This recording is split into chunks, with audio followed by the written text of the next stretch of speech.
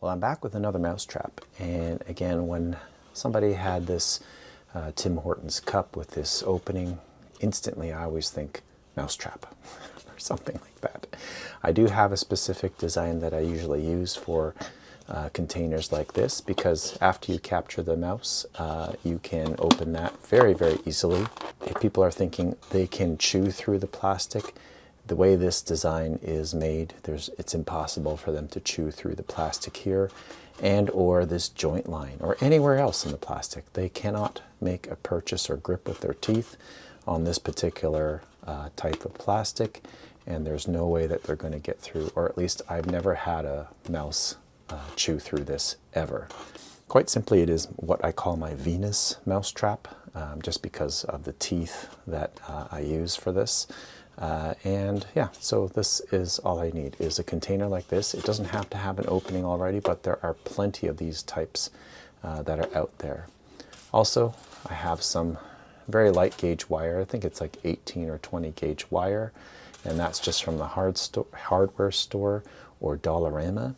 And what I do is I kind of do a template bend. So I'll have this in position, and I'll put this down here, and I'll bend it so that I have my first part of the trap down there.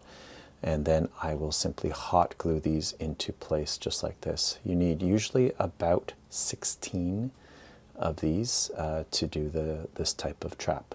First of all, after I bent a test piece here, I need to replicate this over and over and over again.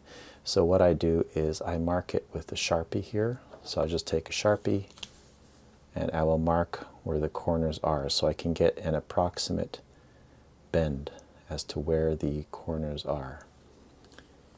From that point, what I'll do is I'll straighten this back out so I'll know where the bends are, because what I need to do is know how long of a piece of wire that I need to replicate.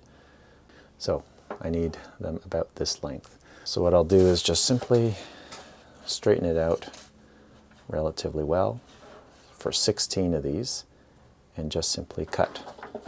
I can mark and cut or use a guide or something like that, but this I just find pretty easy to do. And just repeat 16 times. Then what we'll do is we'll take our little, it's very hard to see in this particular light, but there's the markings here, and then we're just going to simply bend them all in the same area here. So this will be bent over and over and over again in the same spot. Alright, so now that they're all marked up in the exact, well, not the exact like I said, but approximately the same area, I'm just going to come back here and start bending again this one back into the place. Now it's all about approximation right now to start off with, and then we'll fix that up a little bit later. So that's the other part, and then I know approximately how it should go, which is like this shape. And I'll just take my container here and I will kind of bend it into the position I want it to be, which is kind of bent in this way. So see how it's not just going straight across, it's kind of going into a funnel. So all the pieces as they're lined up, they'll kind of go into a small funnel, and then we'll just simply use this as my main template for each bend, because I got the marking there, right? So it takes a bit of time, but you're trying to do it approximately the same amount of bend. And then next one, I can see the bend mark here, so we're going to take that down. And then the last bend is this one out to the side. And we'll just straighten this one out. Good. So we should have two that are close to each other in terms of bend. Okay, 14 more to go. 16 pieces, maybe 20 minutes to kind of cut, mark, and bend. So 15 or 20 minutes just to do that. And now it is a matter of hot gluing them into place. I usually just brace that one little part here with my thumb. Try to make sure it's as lined up as possible. And then I simply take my hot glue gun and just kind of tack it into place here. with the hot glue gun, just to get it started. Once we kind of tack that into place, we're going to tack the corner here, just around the rim where it just comes down. And then one last place that we tack it into place is just down here, right on the end. So that'll help to prevent this thing from rotating, right? So if we put that into place here, it's just going to help it from rotating to the side. So you need this little kind of L-shaped foot to help the pieces from rotating back and forth here. If you just make this one straight here without this L, this thing is just going to whip side to side. So this is a stability, I call it the stability foot. And we're going to go to the opposite side. So if you try to just go around like a clock, you're just going to miss whole areas. So this is where I just tack this right exactly opposite, and we're going to go to the next piece here. Tack that into place, let that cool down for a second, and then keep going. So this is now, everything's tacked into place, so not fully glued down, but this is the gist of it here. Of course, these need to be adjusted so that they're not all askew. They're going to be more uniform. And again, these gaps, because this hole is bigger than I typically would ever use, there are going to be some areas here where, yeah, it's possible a mouse can kind of start chewing through that corner there. So I might want to add a few more pieces of wire. But yeah, this is the general idea. Let's just adjust the pieces and then see if we need to add any further pieces. So a slight alteration. I got the ring. It's going to go down here, and it's going to prevent that little gap or opening to being chewed or opened. So I can put that on this side, or I can put it on this side, which would make a bit more sense too. That way they're not chewing it and loosening it at all. Probably end up putting it on the inside. I think it'll look prettier. It's all about the pretty, looking pretty. I'm gonna glue this in and make it solid. It is finished. And so I got my little reinforcing wire hot glued in there.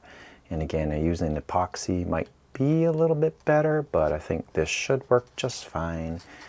And reinforced a little bit of extra glue. And then, like I said, it will just clamp on here.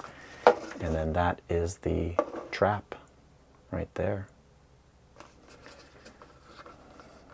And so yeah, this is it. I'm going to put sunflower seeds in there. I find that that works the best. They just love sunflower seeds. The only problem is that other animals like it too. Raccoons, skunks, everything. So I'm going to actually put this in a more secure spot, which is actually in the barbecue, and with my motion camera, and hopefully we can get a capture. Anyway, this is it. The Venus mousetrap. We're just gonna put some seeds in here.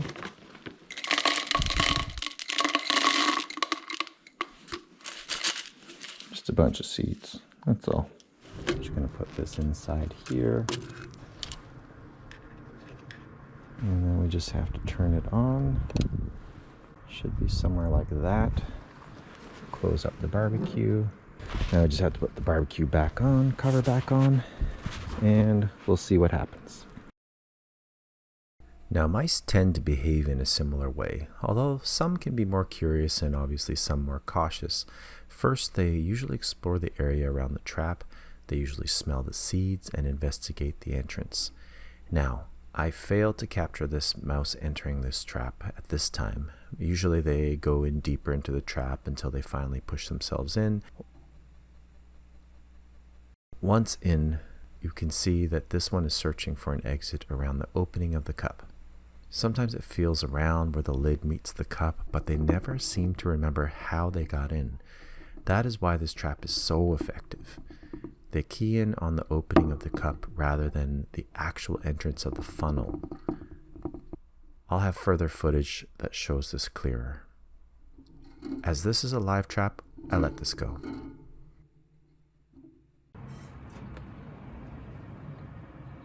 Ooh. Oh, we got it. Let's see if there's any damage to the wire area.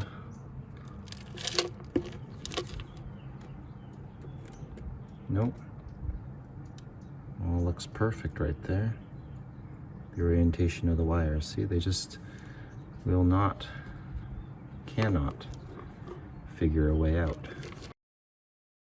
The second night is a prime example of how they usually explore the entrance and gradually feel out the funnel entrance.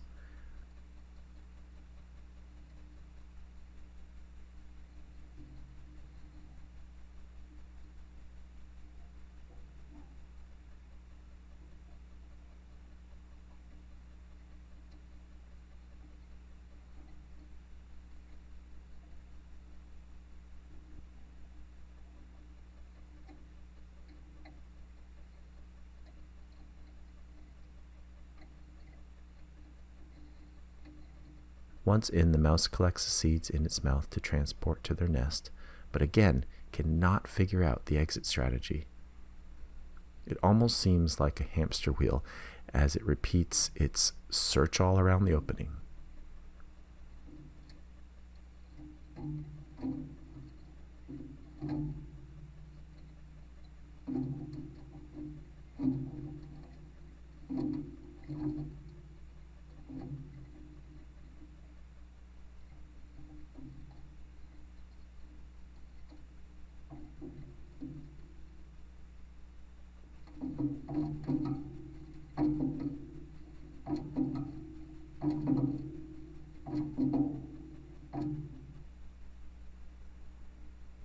And here is where the surprise second mouse comes. There is quite the aggression from the mouse already in the trap, which isn't always the case, which makes me think that these are two males. The interesting thing is, it almost seems like the mouse in the trap pulls the second mouse into the trap, and unfortunately they battle, and they keep battling for a long time. I've never caught them on camera being so aggressive like this. Yes, it's a small area, but I would often see them just keeping to themselves. I felt pretty bad about this level of stress, as for a trap this size, I usually expect there'll be only one mouse. Oh my, I got two. Oh my goodness. Check that out. Successful. Two of them did not get out either. All right, so we're gonna release these guys into the woods. Here we go.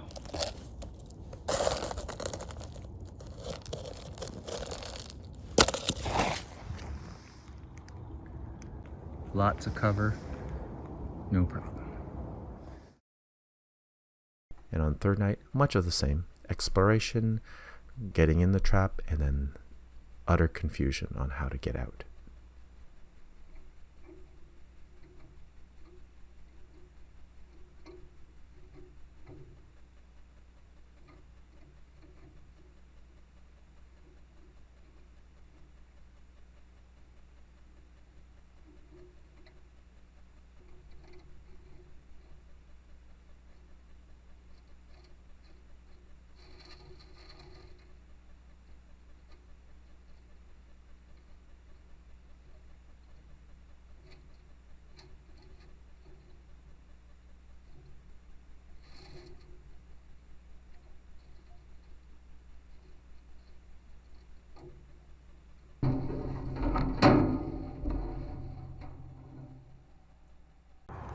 Here we go, guy.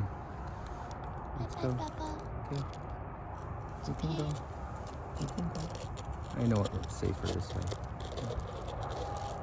You can go now. Can I pet him? Oh.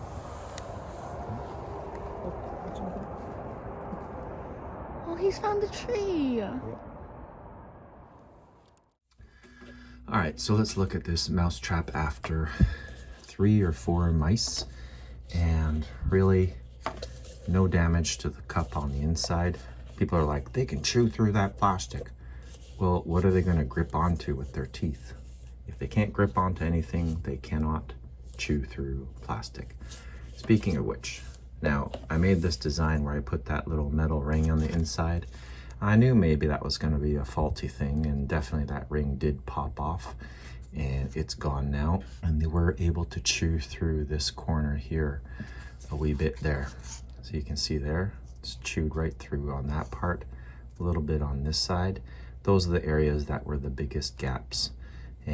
But again, they got through to a certain point and then could not go any further. So yeah, I am going to put the ring on the outside now just to kind of adhere it to that part so they can't continue to chew through that one little part. But this is still a usable trap. Just going to repair it and continue. All repaired with a little bit of hot glue, another piece of wire, and this time on the outside where they just can't pull it right off. It's just on the outside, so if they're digging from here, this is going to get in their way. So it's just a little bit of extra reinforcement. Otherwise, this part here was maintained pretty good. No big bends or anything like that. So it's looking really good. Okay, let's put this back into service. Thanks for watching. The release of these mice I know is a little controversial. The comment section always harps on this. In the end, I choose to do what I do for my own reasons, and you can do what you want. Thanks for watching, and I hope to see you in the next Ladybug adventure.